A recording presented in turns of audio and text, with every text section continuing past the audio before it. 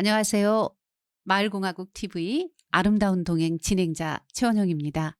이 코너의 취지는 마을공화국 운동과 관련해서 인물을 발굴하고 콘텐츠를 개발하고 현장 탐방을 통해서 직접 민주주의 마을공화국 운동을 알리고 확산시키는데 도움을 드리고자 합니다.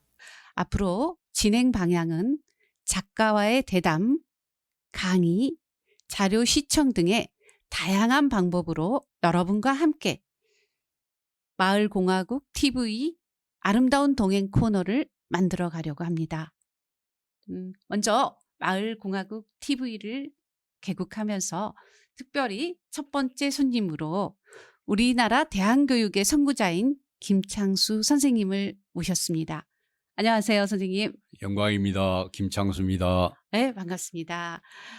선생님께서는 우리나라 직접민주주의 마을공화국 운동에서 공동교학위원장이신데 직접민주주의 마을공화국 운동과 마을교학연대는 어떤 상관관계가 있고 마을교학연대가 하고자 하는 일은 무엇인가요? 우리나라에서 말하는 학교 제도는 근대식 학교 제도인데요. 이건 정치적으로 보면 대의제에 기반한 대의제 정치에 기반한 교육 제도입니다. 대의제 민주 정치는 근대 사회에 출현한 것인데 문맹률이 98% 이상이 됐을 때 출현한 겁니다. 귀족과 성직자를 제거하고 부르주아들이 권력을 독점했을 때 그들이 귀족과 성직자를 공백을 메우면서 정치적으로, 경제적으로, 사회적으로 자기들이 지배체제를 강화하고 공고히 하려는 그런 측면에서 교육제도가 마련됐거든요. 그래서 그런데 직접민주주의 마을공화국 운동은 이런 부르주아 중심의 대의제 민주정치를 그 한계를 좀 너무 극복해 가면서 시민들이 중심이 되는 주인이 되는 네. 직접 민주주의 마을공화국 운동을 해보자 이런 취지로 이제 마련되어 있습니다. 그리고 그 가운데서 직접민주주의 마을공화국 운동의 교학운동, 교육운동은 어떻게 하면 직접민주주의 마을공화국 운동의 인재를 양성할 것인가 여기에 목표가 주어져 있습니다. 네. 특히 이제 선생이란 무엇인가 이 질문은 열린 질문인데요. 선생 각자가 자기가 처해 있는 조건과 상황에서 정의될 수밖에 없는 네. 그런 질문과 대답이다. 음. 저는 이렇게 말할 수밖에 없고요. 일반적으로 이제 바람직한 그 선생이란 무엇인가 했을 때 자기가 아는 것과 가르치는 것과 그 아는 대로 살아가는 지행합일, 학행일치 이런 사람을 하는 사람을 선생이라고 할 수 있지 않을까. 일반적으로는 사회적으로 통용이 됩니다. 근대 사회에서 근대 교육 지금까지 이제 우리 학교 교육에서 선생은 지식 전달자 역할을 했어요. 네. 막스 베버가 유명한 이야기를 하는데 뉴욕 공항에 도착해서 이런 말을 하죠. 현대의 교사는 백화점이 상품 판매점의 점원과 같다. 상품을 지식을 파느냐 상품을 파느냐 이 차이밖에 없다. 이런 정도로 지식을 판매하는 판매상이다 이런 이야기를 하거든요. 네. 그래서 상품을 판매한 사람들이 그 뭐 인격과 상관없이 그냥 판매하면 되는 거잖아요. 네. 그냥 근대 끝나죠. 교육에서 그 네. 지식을 네. 전달하는 사람들이 자기 인격에 비례하지 않는 지식을 전해도 상관없었습니다. 예를 들어서 네.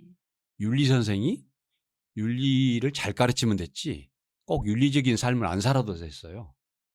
뭐 교육학 선생이 음. 교육학을 잘 가르치면 됐지 비교육적으로 살아도 아무 문제가 없는 심지어 반교육적으로 살아도 문제가 되지 않는 이런 불일치되는 사회였거든요. 네네. 이런 것을 극복하자는 것이 이제 일반적으로 건강한 선생이란 음. 무엇인가에 대한 대답으로 지행합일 학행일치라는 그런 선생이 아닌가 이렇게 통용되고 있고요. 음. 저는 이제 열린 질문이라고 했지만 굳이 제가 이제 대답을 해야 된다면 두 가지를 한 가지로 대답할 수밖에 없어요. 선생의 정체성, 너는 누구냐라는 질문하고 네. 선생의 역할을 네. 결합시켜서 대답할 수밖에 없다. 저는 이제 제가 생각할 때 선생이라는 것은 일단은 지식 전달자는 분명합니다. 해야죠. 그러나 더불어서 그것만이 끝나는 게 아니고 좀 이렇게 아이들을 보듬어 줄 수 있고 사람들을 안아줄 수 있는 상처를 쓰다듬어 줄 수 있는 상처 예, 치유자 역할. 헨리 나우엔 네. 같은 네네. 사람의 그 책에 상처 입은 치유자라는 책이 있는데 네네. 그 제목 같은 상처 입은 치유자가 네. 아닐까. 그리고 세 번째로는 이제 뭐 비판적 지식인, 역사 의식을 네. 가진 비판적 지식인이어야 되겠다. 우리 네. 시대의 건강성을 문제 삼고 네. 판단하고 아이들에게 건강한 미래의 비전을 이렇게 담론을 애들이 유통시킬 수 있도록 그런 정도 선생님이면 되겠다. 그리고 네 번째로는 생태적인 인간이어야 되지 않을까. 지금 무엇보다도 기후변화라든가 이런 건 심각하지 않습니까? 그렇죠. 예. 그리고 마지막으로 이런 예. 것들을 하려면 적어도 영성적인 어떤 지향성을 가진 사람이 해야 되지 않을까. 네. 이런 생각을 합니다. 예. 그래서 그들은 이제 코칭 역할도 하고 상담자 역할도 하고 가이드 역할도 하고 길번 역할도 하고 코디네이터 뭐 네네. 컨설턴트 네. 이런 네. 현대에서 교사는 그런 여러 가지 역할을 할 수밖에 없을 것 같아요. 아, 네. 예. 이제 선생님도 책에서 보니까 초등학교를 거부하고 혼자서 4년 반을 놀았다. 이런 대목이 나오던데 예. 왜 초등학교를 거부하셨나요? 좀 특별한 케이스인데. 결론적으로 네. 말씀을 네. 드리면 네. 학교에서 저는 제 삶의 주인이 전혀 아니었습니다. 초등학교 3학년 때부터 네. 학교를 거부하고 안 다녔는데 4년 반을 혼자 네. 친구들이 중학교 1학년 2학기 갔을 때 음.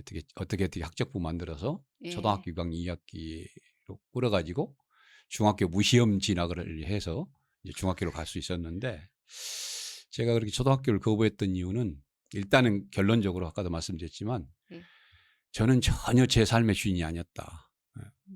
내가 배우고 싶은 것은 하나도 가르치지 않고 일방적으로 그들이 정부가 제시하는 학교가 제시하는 과목을 공부를 해야 되는 것. 나 그러기 싫었거든요. 그거 하다 보니까 나는 내가 흥미 없는 거니까 무능한 자잖아요. 공부를 무능하고 못했을 것 같아요. 그리고 또 하나는 이제 예. 시간 사용하는데 그것도 전부 불만이 많았어요. 아, 네. 재밌는 일을 하루 종일도 해야 되고 예. 싫으면 그냥 금방 끝내버려야 되잖아요. 그렇죠. 예. 그런데 학교가 그냥 딱 40분씩 시간 잘라가지고 쉬는 시간이 제일 중요하잖아요. 학생들한테. 그때가 제일 즐겁죠. 예. 그런데 예. 그 시간은 짧게 주고 짧고. 뭐 공부하는 시간은 예. 길게 주고 예. 이런 것도 재미가 네, 네. 없었고 나한테 하나도 안 물어보지 않고 자기들이 마음대로 예, 했고 예. 또 하나는 이제 네. 반장이 권력 그 어린 것들한테 완장을 지어줘서 선생이 음. 그 애들을 칠판에 이름 적게 하고 선생 없을 때 애들 때리기도 하고 막 이러니 예. 이 안 입고 치사한 그 권력들이 보기 싫었고 이런 것들 때문에 학교를 그만둬 버렸습니다. 아, 그렇군요. 뭐 이렇게 외롭거나 이러지는 않았어요? 처음에는 재밌었죠. 신났죠. 아, 아주 그러니까요. 학교를 예. 안 다니다니 이 지옥 같은 학교를 안 다니다니 예. 너무너무 신나잖아요. 근데 그렇게 싫었던 학교를 다시 돌아갔다고 또 써져 예. 있는데 돌아간 이유가 무엇인지 이제 궁금합니다. 4년 반 정도 되니까 네네. 외롭잖아요. 이제 아, 친구들은 네. 중학교 네. 가고 네. 사춘기 좀 접어들고 예. 혼자 놀아야 되니까 재미가 심심하잖아요. 외롭잖아요.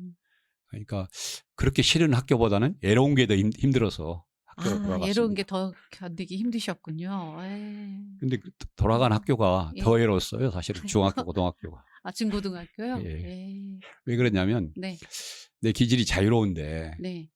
이 자유로운 기질을 중학교, 고등학교 그 틀에 맞추려고 하니까 너무 고통스럽고 힘들었고 더구나 우리 입시 위주의 교육이잖아요. 그러니까 친구들도 네. 이제 내가 예민하니까 네. 가까이 오지 않고 아, 더 외로웠죠. 그러셨군요. 예. 근데 선생님께서는 이제 보통 보면 우리나라 대한교육의 선구자다. 그러면 김창수 선생님을 말씀합니다. 그런데 선생님께서는 도대체 그렇다면 대한교육은 무엇이고 또 선생님께서 여러 대한교육 학교를 만드셨다고 알고 있습니다. 예. 소개를 좀 부탁드리고 싶습니다. 대한교육에 대한 이야기 먼저 드리고 네, 두 번째로 이제 제가 만든 학교에 대한 소개를 할게요. 네, 네. 대한교육운동은 1995년에 우리나라에 시작됐습니다. 근데 이제 그것은 원래 대한이란 말이 이런 말이잖아요. 지금보다 좀 나은 뭐가 없을까? 이런 거잖아요. 네, 예, 대안. 예. 네, 말 근데 그대로. 네. 그 대안교육은 네. 역사상 늘 존재했었어요. 소극적인 의미의 대안교육은 네. 어떻게 하면 더 재밌게 할까? 뭐 이런 식으로 어떻게 하면 그 더 잘 외우게 할 수 있을까? 이런 건 언제나 시대마다 다 있었지요. 그래서 교육이 바뀌어야 된단 말은 옛날부터 네. 있었는데 이건 소극적 의미의 대안교육이에요. 예. 근데 적극적 의미의 대안교육은 지금 우리 시대가 음. 건강한가? 네. 우리 시대의 문명이 과연 공정한가? 인간을 소외시키지 않는가? 음. 뭐 이런 질문들, 근본적 질문들을 이제 하는 게 아, 이제 예. 적극적 대안교육 운동인데 이것도 좀 두 가지로 나눠져요. 노동운동은 자본주의라는 사회 체제가 있기 때문에 노동운동이 있거든요. 자본주의 체제와 노동과 자본은 이렇게 대립상이에요. 한 쌍이. 적대적 관계. 공생관계라고 하잖아요. 대립상이라고요. 네네. 그러듯이 대항적 의미를 갖고 있어요. 카운터 파트너죠. 일종의. 네. 이제 그런 좀 더 이제 뭐랄까 음. 상대적인 그런 대안교육의 개념이 있고 우리가 말하는 이제 대안교육은 근본적인 대안교육 운동인데 이건 우리 시대 산업 문명이 문제가 있다. 생태 문명으로 전환을 해야 된다라든가 정치 체제가 우리 현재에 들어와 있는 이 과거가 많이 있어요. 네. 예컨대 대의제 민주정치 이건 근대적 산물이고 대학 제도는 중세 산물이거든요. 그리고 초중고 이 제도는 근대적 산물입니다. 근데 그것이 장점도 있지만 한계가 많아요. 네. 극복돼야 될 부분도 있고 자본주의 체제 같은 경우도 이제 근대적 산물이잖아요. 네네. 또 미래적 요소도 우리한테 들어온 게 있어요. 네. 예컨대 코딩이라든가 뭐 이제 네네. AI라든가 이런 사용 이런 거 있잖아요.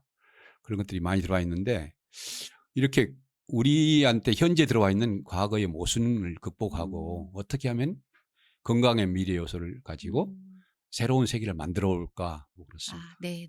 그래서 제가 보면은 그러니까 선생님께서 책에서 말씀하시는 대안교육의 성과와 네. 또 한계가 있었을 거 예, 아니에요. 예, 예, 예. 그래서 이 화면에서 보이는 "선생님, 당신은 어디에 계십니까?" 라는 이 책에서 다시 한번 선생님께서 대안교육의 성과와 한계에 대해서 선생님 나름대로의 생각을 정리해서 다시 한번 말씀 주셨으면 합니다.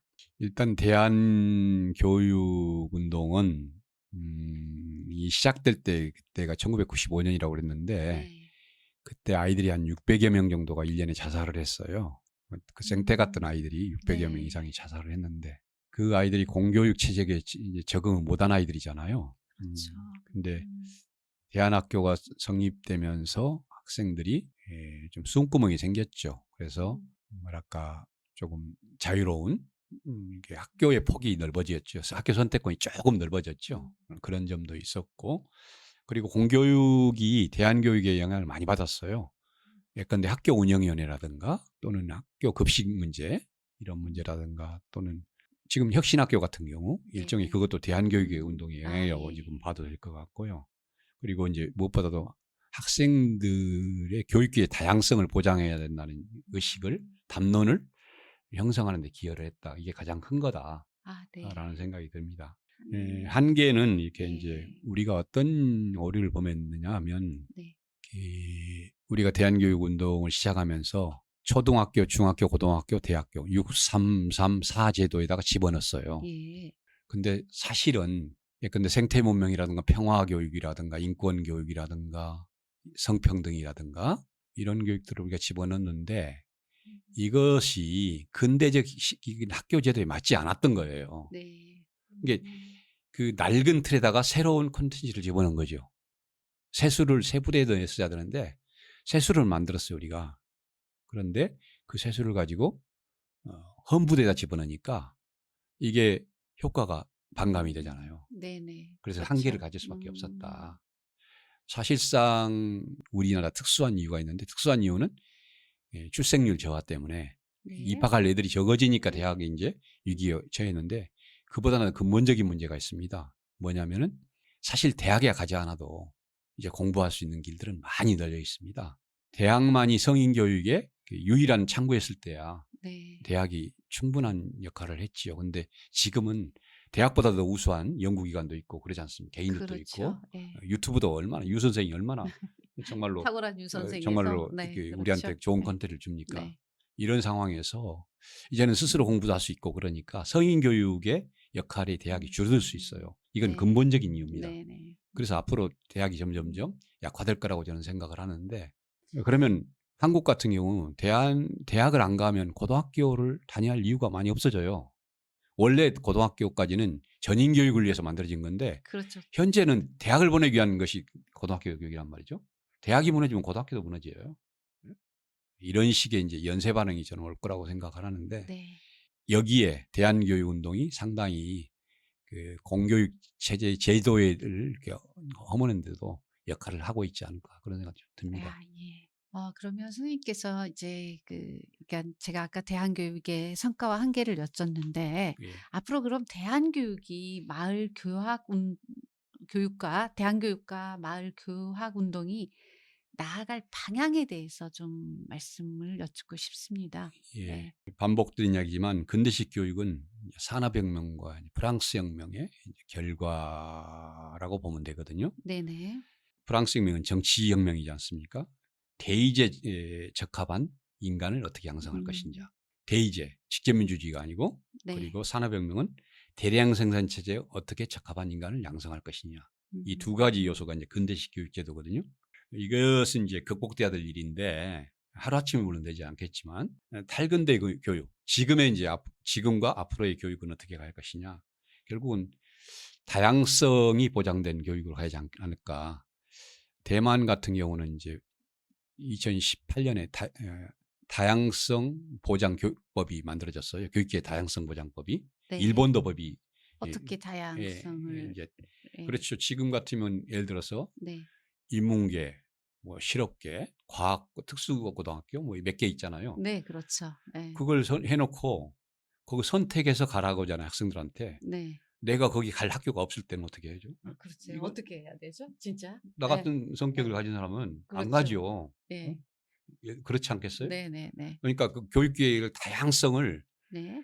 국가가 다 통제할 수 없습니다. 이제 자율적으로 맡겨가는 시대가 와야 예. 돼요. 네네. 그래서 이 국가가 교육 과정을 통제한다든가 자본이 자본에 통제한다거나 통제하는 이런 예 것이 예. 말고 네. 스스로 자기 교육 과정을 짜서 학습할 수 있는 이런 시대로 그러려면 지원책이 다 바뀌어야죠. 그래야죠. 예. 학비 같은 것을 네네. 학생에게 직접 해서 자기 학습 계획을 짜가지고 일과를 짜고 이렇게 하고 이제 음. 대신에 이제 그것의 결과 측정은 음. 뭐 이렇게 국가고시제를 만든다든가 해서 네. 어느 정도 학력 수준이 되는지는 그런 테스트 기간을 만들면 되니까요. 그런 네. 제도는 예. 그렇게 가면 되겠죠. 음. 그러니까 어쨌든 이 다양성의 시대에 예. 교육계가 다양성이 보장돼야 되고 또 무상교육으로 가야 될 것 같고요. 교육은 그렇죠. 그게 전제가 되지 않으면 아까 음, 선생님께서 음, 말씀하셨던 건 좀 어렵지 예, 않을까 생각이 듭니다. 그렇죠. 네네. 또 하나는 교학상장이 이제 중요한 건데 네. 당장에 핸드폰 같은 거 있잖아요. 네. 뭐그 핸드폰 사용에 있어서는 우리 아이들한테 앞에만 가면 내가 작아져요. 그대 앞에만 서면 정말로 네. 그대 앞에만 서면 내가 이렇게 나는 작아지는지 왜 작아지는가. 겸손해지는지 네. 묻는 자세로 이렇게 네. 참 애들이 거만하게 대답해 줄 때 그거 또 묻냐고 할 때. 그것도 어떻게 예. 얘기하니? 예. 이런 식으로 할 때 이 말은 음. 지금은 이제 누구는 가르치는 사람이 따로 있고 배우는 사람이 따로 있는 시대가 아니라 네. 서로가 배우고 서로 가르치는 서로 함께 성장하고 교학상장에 가는 교학상장. 이 네. 시대가 돼버렸습니다. 네네네네. 이런 시대가 돼야 되고 예. 무엇보다는 이제 문명 전환에 음. 동의하는 교육 네. 이렇게 가야지 않을까 싶습니다. 네 저는 이제 선생님 말씀을 제가 이제 책에서 보면 어려운 말로는 숙처작수 입처기진 예, 맞나요? 예, 예. 예. 보면 교육의 시작은 처음부터 끝까지 믿고 기다리는 것 이걸 말씀하셨잖아요. 예. 그래서 선생님께서 마무리로 뭔가 한마디 딱 하신다면은 어떤 말씀을 해 주시고 싶으십니까? 스스로 학습하게 하라. 음, 네. 네. 학습의 주체가 공부하고 싶은 사람이 해야 되는 사람이 주인이 돼야지 아 그래요? 그 네. 어른들이 짜고 네. 기성세대가 만들어 놓은 틀을 네. 강제로 하게 하니까 아이들이 반발하지 않습니까? 네네. 자기 예. 주인이 자기가 되게 해줘야죠. 네 이게 맞습니다. 직접민주주의 말공화국 운동에 딱 맞는 정신입니다. 이 정신. 예. 그래요. 오늘 그럼 이제 다시 한번 선생님 말씀을 요약하면 모든 생명체는 자기 삶의 주인이 되어 살고 싶어 하는 욕구가 있고 예. 선생님 책에서도 보면 교사는 학생들이 모두 자기 중심, 삶의 중심의 주인이 되어 살고자 하는 사실을 믿고 기다려주는 거. 네. 예. 맞죠? 예, 예, 예. 맞습니다. 그 역할을 요약해 보았습니다. 결국 지금 방금 말씀하신 대로 마을 공화국 운동도 시민이 각자가 모두 또 우리가 하는 마을 교학 이건 운동 교육 운동이고. 예, 예. 교육 운동 음. 이라고 생각합니다. 선생님 귀한 시간 내어 주셔서 감사합니다. 아유, 감사합니다.